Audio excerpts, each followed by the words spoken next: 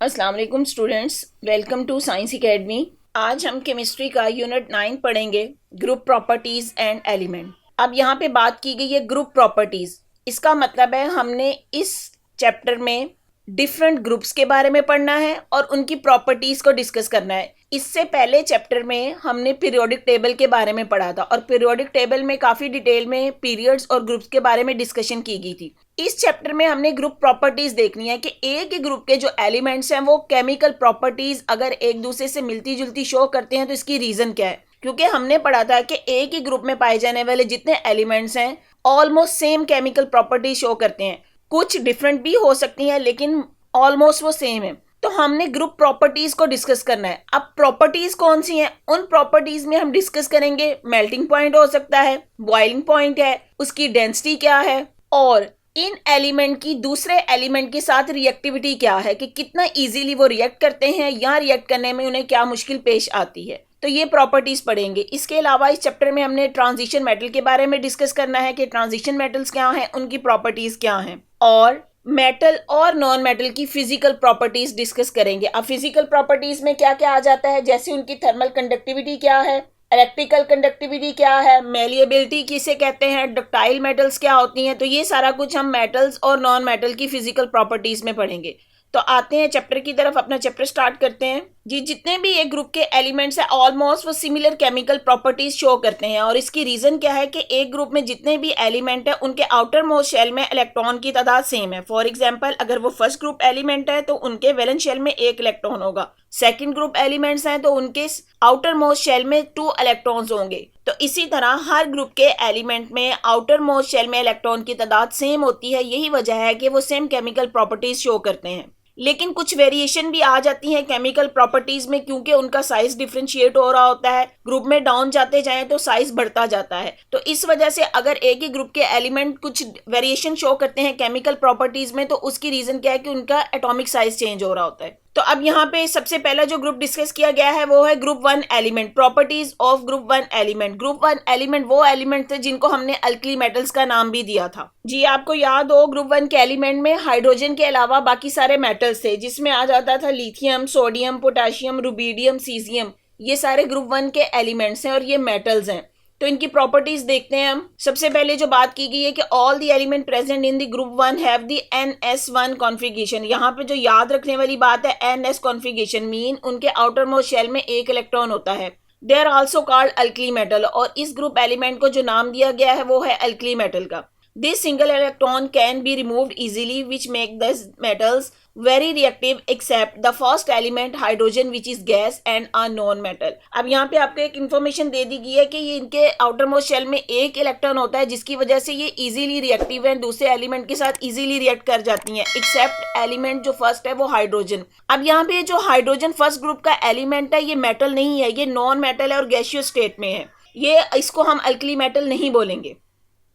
When we move from top to bottom in this group, the atomic size increases। ये हम पहले भी पढ़ चुके हैं चैप्टर में कि जैसे जैसे ग्रुप में डाउन आते जाएं तो एलिमेंट्स के एटॉमिक साइज इंक्रीज करते जा रहे हैं और एटॉमिक साइज इंक्रीज करने की रीजन कि डाउन द ग्रुप उनका शेल बढ़ता जाता है। हर नीचे आने वाले एलिमेंट का शेल पहले से ज्यादा हो जाएंगे।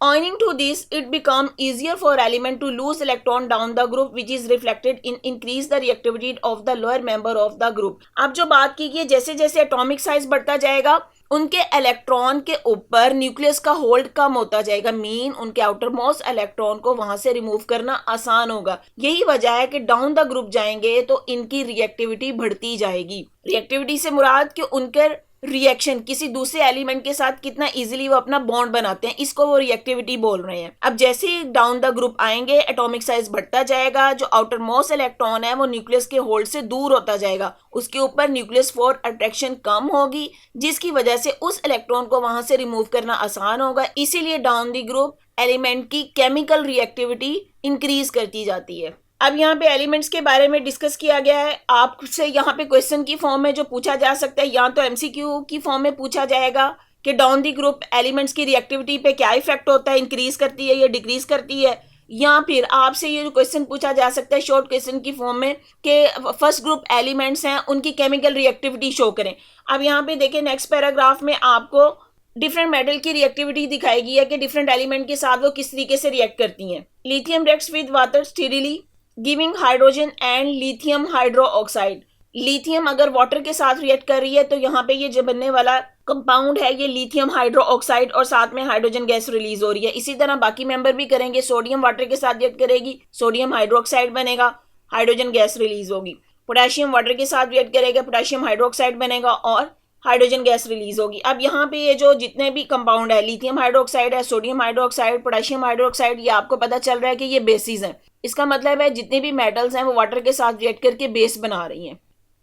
Similarly reaction of this metal with chlorine become more vigorous as we go down the group. अब जैसे जैसे डाउन द ग्रुप आते जाएंगे तो क्लोरीन के साथ इनका रिएक्शन मोर विगरस, विगरस का मतलब होता है कि बहुत तेजी के साथ ये करती हैं रिएक्शन। अब लिथियम क्लोरीन के साथ मिलेगी, इसको इस रिएक्शन को परफॉर्म करने के लिए हीट चाहिए होगी तो लिथियम क्लोराइड बनेगा। इसी तरह सोडियम क्लोरीन के साथ सोडियम क्लोराइड, विगरस रिएक्शन रखा है। अगेन मैं बता दूं, विगरस रिएक्शन का मतलब है कि ये रिएक्शन बहुत तेजी के साथ होता है। पोटेशियम क्लोरीन के साथ मिलेगी तो पोटेशियम क्लोराइड बनेगा।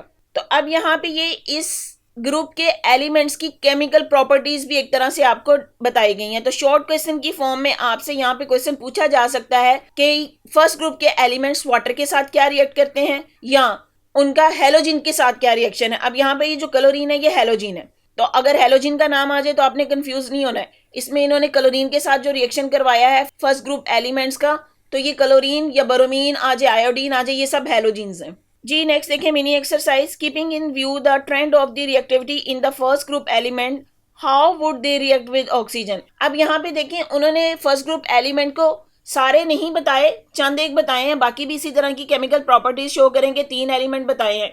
अब क्वेश्चन में उन्होंने पूछा है कि यही फर्स्ट ग्रुप के एलिमेंट ऑक्सीजन के साथ कैसे रिएक्ट करेंगे। अब जब फर्स्ट ग्रुप के एलिमेंट ऑक्सीजन के साथ रिएक्ट करते हैं तो पहली बात कि ये रिएक्शन जो है वो बहुत हाईली रिएक्टिव रिएक्शन होगा, जल्दी से रिएक्शन होगा, जिसमें ये मेटल ऑक्सीजन के साथ मिलकर उनका ऑक्साइड बनाएंगी और इस रिएक्शन को हम कहते हैं ऑक्सीडेशन रिएक्शन।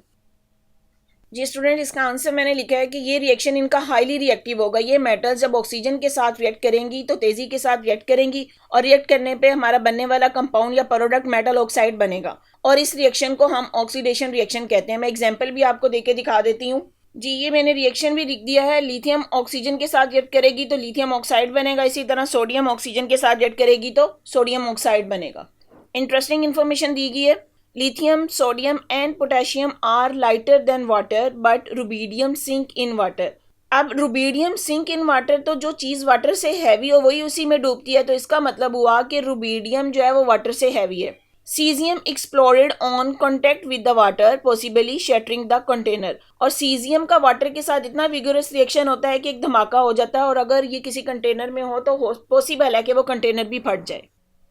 जी स्टूडेंट, ऊपर जो हमने देखा था वो सारे उनके केमिकल रिएक्शन थे, केमिकल प्रॉपर्टीज थी। अब हम बात करते हैं physical properties of first group element. इनकी फिजिकल प्रॉपर्टीज कैसे इफेक्ट होती हैं। Increase in the atomic size down the first group also weakens the intermolecular attraction of the atomic metal.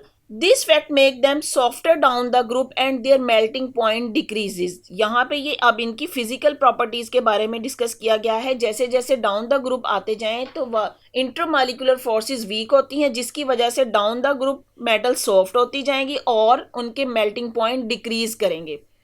As we go down the first group, both the size and volume of the atom increase as the number of electron and proton increases, but the increase in mass of the element is greater than the increase in volume. So the density, which is defined as the mass per unit volume, increase gradually down the group. तो second बात जो इसमें की गई है वो density की बात की गई है कि जैसे जैसे डाउन द ग्रुप आएंगे एटॉमिक साइज भी बढ़ेगा, उसका वॉल्यूम बढ़ेगा और साथ में उसकी मैस भी बढ़ेगी, तो जिसकी वजह से उसकी डेंसिटी भी डाउन द ग्रुप इंक्रीज करती जाएगी। यहाँ पे जो अगर आपसे इसमें शॉर्ट क्वेश्चन की फॉर्म में पूछ लिया जाए कि फर्स्ट ग्रुप एलिमेंट की फिजिकल प्रॉपर्टीज क्या हैं, तो आपने उसके मेल्टिंग पॉइंट के बारे में डिस्कस करना है, उनके साइज के बारे में डिस्कस करना है और उनकी डेंसिटी के बारे में आपने बताना है। शॉर्ट क्वेश्चन की फॉर्म में ये आपसे पूछ लिया जा सकता है। और अगर लॉन्ग क्वेश्चन आना हो तो लॉन्ग क्वेश्चन में ये पूछा जाएगा कि discuss the chemical and physical properties of first group element. तो जो हमने इसका रिएक्शन पढ़ा था मेटल्स का वाटर के साथ, हेलोजेंस के साथ या ऑक्सीजन के साथ, वो उनकी केमिकल रिएक्शन है, उनकी केमिकल प्रॉपर्टीज हैं और बाकी जो डिस्कस किया गया है ये सारा इनकी फिजिकल प्रॉपर्टीज हैं। अब जैसे यहाँ पे टेबल देखें, टेबल में उनके मेल्टिंग पॉइंट भी बताए गए हैं।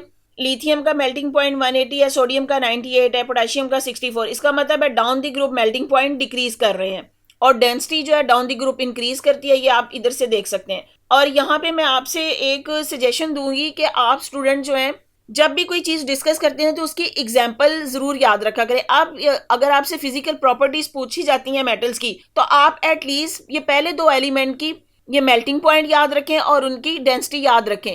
तो इस तरीके से आप अपने आंसर को मजीद एक्सप्लेन कर सकते हैं कि डाउन दी ग्रुप उनके मेल्टिंग पॉइंट पे क्या इफेक्ट होता है और उनकी डेंसिटी पे क्या। सारे नहीं याद होते ना करें, लेकिन कम से कम पहले दो एलिमेंट की ये प्रॉपर्टीज आप जरूर याद रखें। जी स्टूडेंट्स, अगर आपको मेरा लेक्चर समझ आया है तो अपने फ्रेंड्स के साथ शेयर करें, मेरी वीडियो को लाइक करें और चैनल को सब्सक्राइब करें। बेल आइकन को क्लिक कर दें ताकि आने वाली हर वीडियो सबसे पहले आपको मिल जाए। और अगर आपने कोई क्वेश्चन करना है तो कमेंट बॉक्स में मुझे कमेंट कर सकते हैं। Thank you.